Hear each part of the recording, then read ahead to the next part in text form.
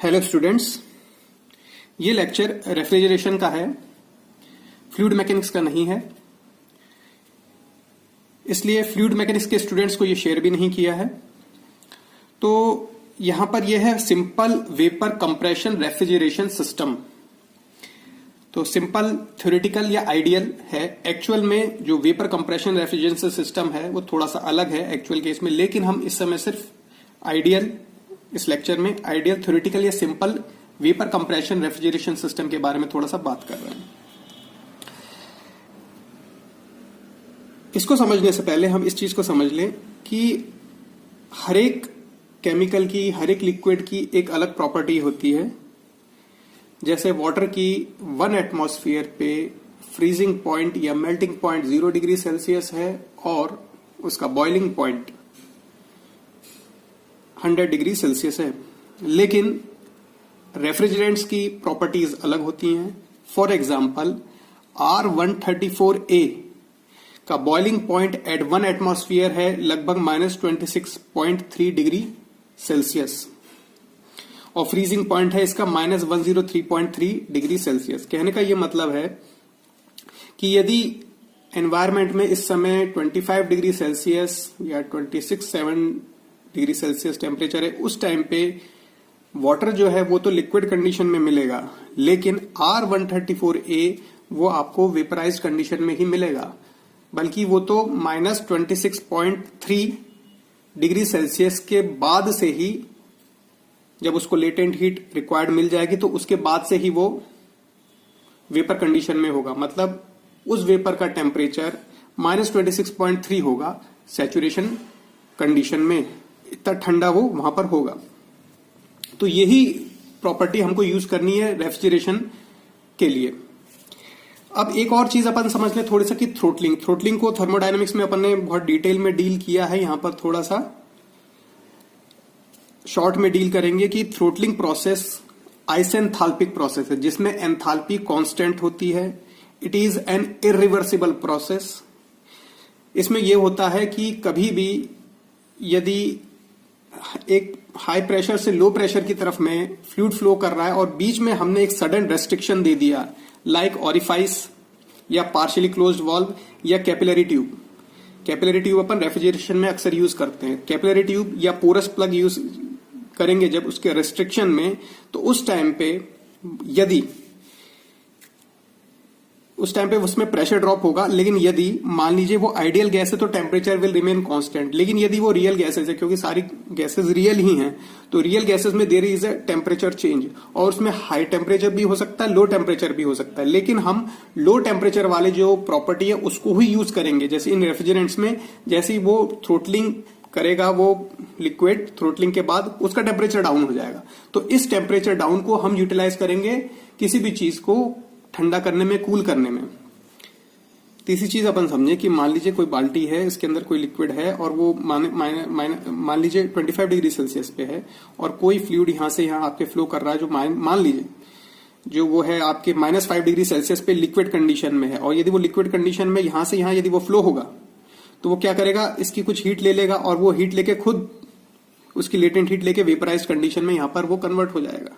तो इस तरीके से सेम यही प्रिंसिपल अपन रेफ्रिजरेशन में यूज करेंगे, जहां पर आपके पास में कूलिंग ट्यूब्स होंगी। कूलिंग ट्यूब्स में आपका जो रेफ्रिजरेटर है जिसके अंदर आप गर्म खाना रखें या दरवाजों के थ्रू, क्योंकि परफेक्टली इंसुलेटेड नहीं है, दरवाजा खुलता है, उसकी हीट या उसकी बॉडी के द्वारा जो हीट अंदर जा रही है उसको लगातार वो अपनी तरफ में सक कर ले। वेपर कंप्रेशन रेफ्रिजरेशन सिस्टम को समझने के लिए कि अपने पास में टोटल 5 केसेस है। Total there are 5 cases in vapour compression refrigeration system. अब इसमें होता क्या है अपन थोड़ा सा समझ लें।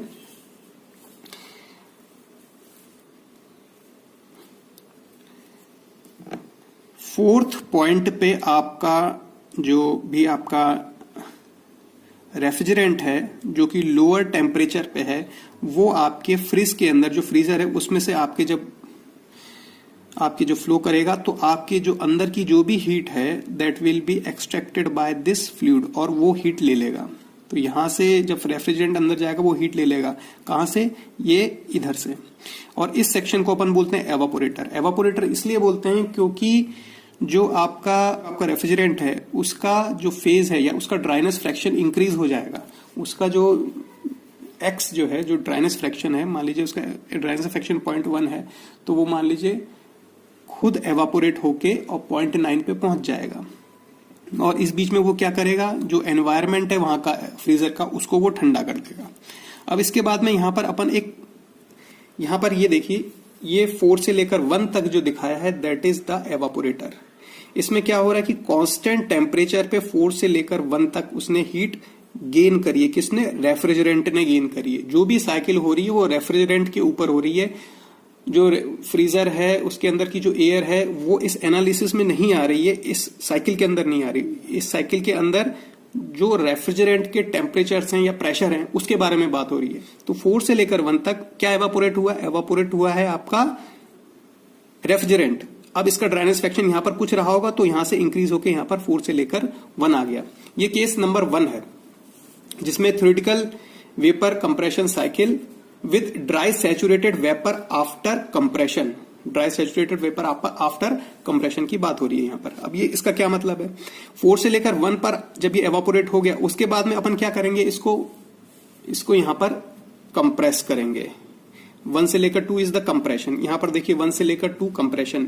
तो यहां पर लो, ये देखिए यहां पर ये प्रेशर लाइंस ये वाली हैं पीएच डायग्राम में यदि अपन देखें तो प्रेशर P1 से लेकर P2 तक राइज हुआ है। यहां पर P1 से लेकर P2 तक प्रेशर राइज हो गया है। अब ये प्रेशर राइज हुआ है कहां पर? कंप्रेसर, जिसमें आइसेंट्रोपिक कंप्रेशन हो रहा है जहां पर। अब 2 से लेकर 1 तक कंडेंसर में जा रहा है। कंडेंसर का मतलब क्या है? कंडेंसर का मतलब ये है कि जो रेफ्रिजरेंट है वो खुद कंडेंस हो गया है। अभी यहां पर ये ड्राई सैचुरेटेड कंडीशन में, ये पहला केस है जिसमें ड्राई सैचुरेटेड अपन को दूसरे पॉइंट पे मिल रहा है।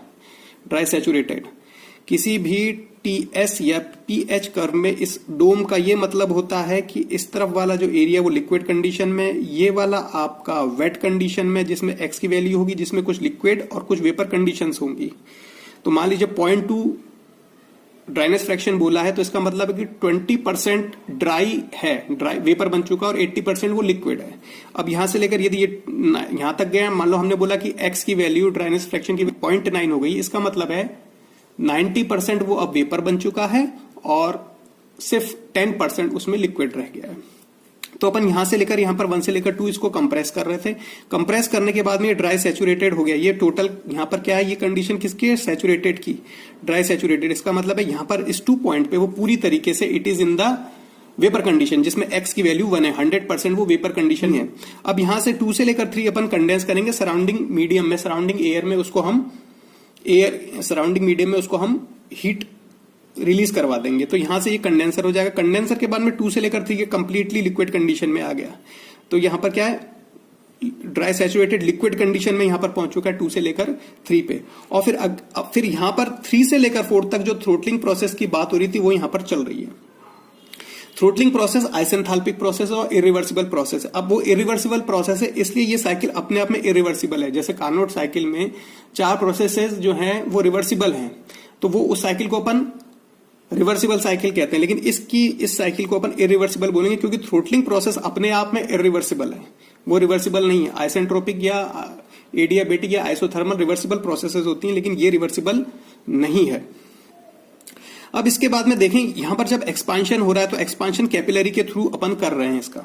अब इसमें 2 चीजें हो सकती हैं। पहली चीज कि यदि ये जो एक्सपांशन हो रहा है, एक्सपांशन को यदि अपन एक्सपांडिंग सिलेंडर या एक्सपांशन टरबाइन के थ्रू करेंगे तो ये वाली वैल्यू आइसेंट्रोपिक हो जाएगी। ये 3 से लेकर इस तरीके से यहां पर 4' पे आ जाएगी आइसेंट्रोपिक। ये टीएस डायग्राम में ये आइसेंट्रोपिक रहेगी।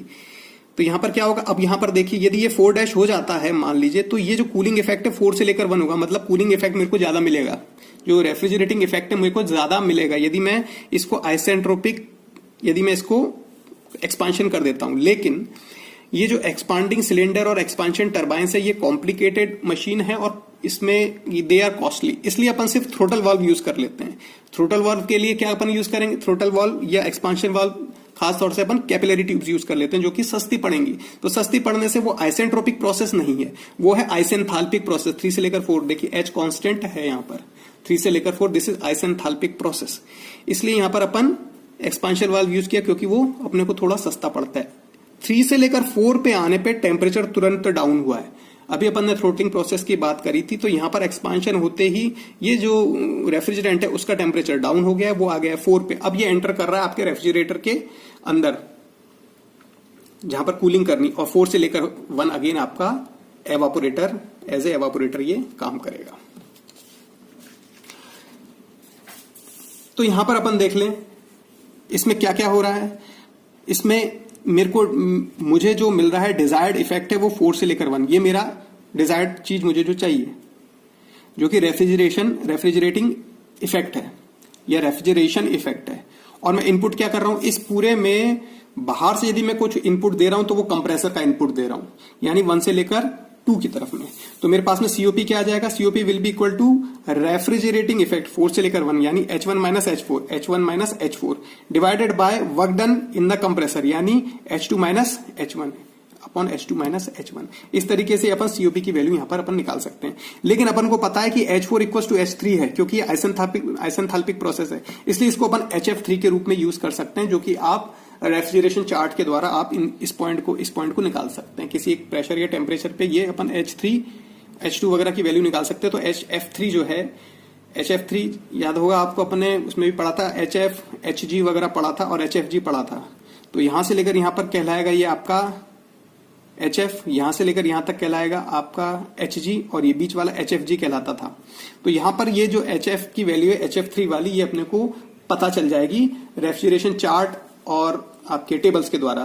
तो COP is refrigeration effect upon work done, that is H1 minus H4 upon H2 minus H1।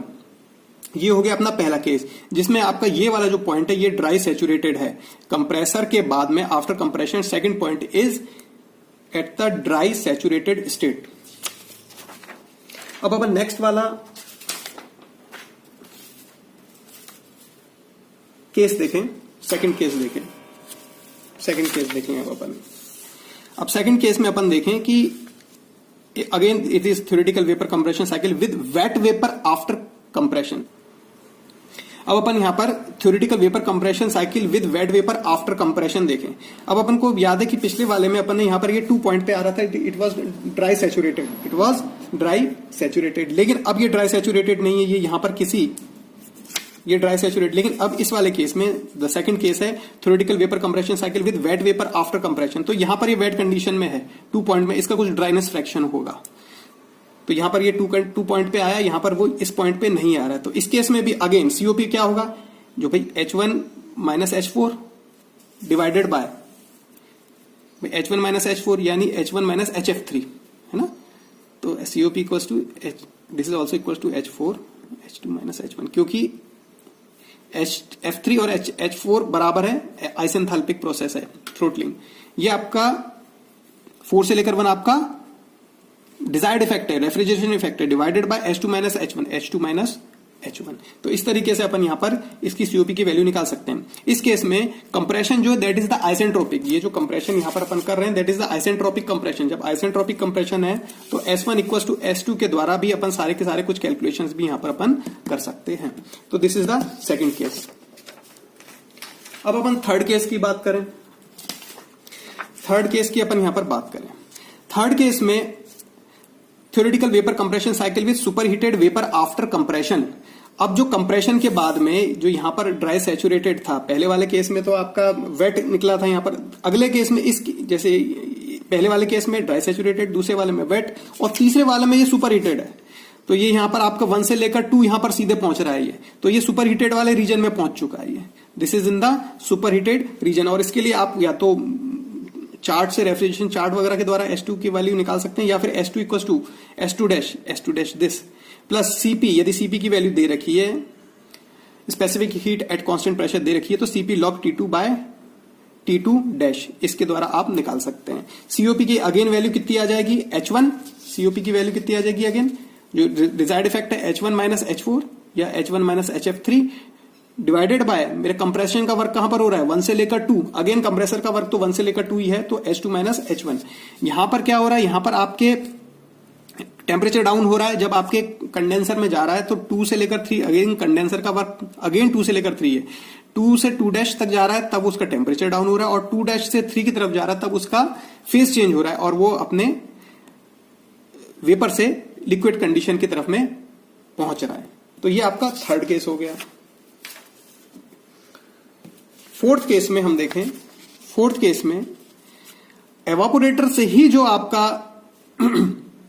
आपका लिक्विड आउट हुआ है वो सुपर हीटेड हो जाए, तो theoretical vapour compression cycle with super heated vapour before compression. तो इसमें क्या हुआ, आपका 4 से लेकर 1 पे ना रुक के वो और ज्यादा आपके हीट अप उसने और ले ली, तो यहां पर उसका रेफ्रिजरेशन इफेक्ट और बढ़ गया। तो अपने पास में क्या जाएगा, अगेन सीओपी कितना हो गया, COP again H1, this is H1 minus H4 या H1 माइनस H4, H के टर्म्स यहां पर H जा रहा है, H1 माइनस H4। तो H1 minus H4 upon input कितना है, कंप्रेसर का वर्क 1 से लेकर 2 जो कंप्रेस हाई प्रेशर पे उसको जो कंप्रेस किया, तो H2 माइनस H1। अब अगला केस है अपने पास में theoretical vapour compression cycle with under cooling और सब कूलिंग। तो इस केस में क्या हुआ है कि मान लीजिए ये सुपर हीटेड कंप्रेसर के बाद है। यहां की अपन बात करें, पहले वाले केस में आपने देखा होगा 3' से 4' की तरफ जा रहा था, 3' से 4', लेकिन इस केस में ये अंडर कूलिंग और हो गया, 3' से 3 की तरफ चला गया। इसके कारण क्या होगा, जब इसका एक्सपांशन होगा 3 से लेकर 4, तो ये वाला 4 से लेकर 1 रेफ्रिजरेशन इफेक्ट मेरा बढ़ जाएगा। यदि मेरी अंडर कूलिंग हो जाती है, इट इज डिजायरेबल, बिकॉज उसके कारण मेरा ये जो 4 पॉइंट है वो इस तरफ और खिसक गया, तो मेरे को इतना 4 से लेकर 4' तक वाला हिस्सा मुझे एक्स्ट्रा मिल गया। तो मेरे पास में अगेन सीओपी कितना हो जाएगा, COP will be again H1 minus H4 divided bye H2 minus H1। तो मेरे पास में अगेन सीओपी का यही फॉर्मूला आ जाएगा। और मैं यहां पर यह भी बोल सकता हूं, this is equal to H1 minus ये वाला 3 H3 divided by H2 minus H1। तो इस तरीके से मैं यहां पर सीओपी की वैल्यू यहां पर भी मैं निकाल सकता हूं। Thank you.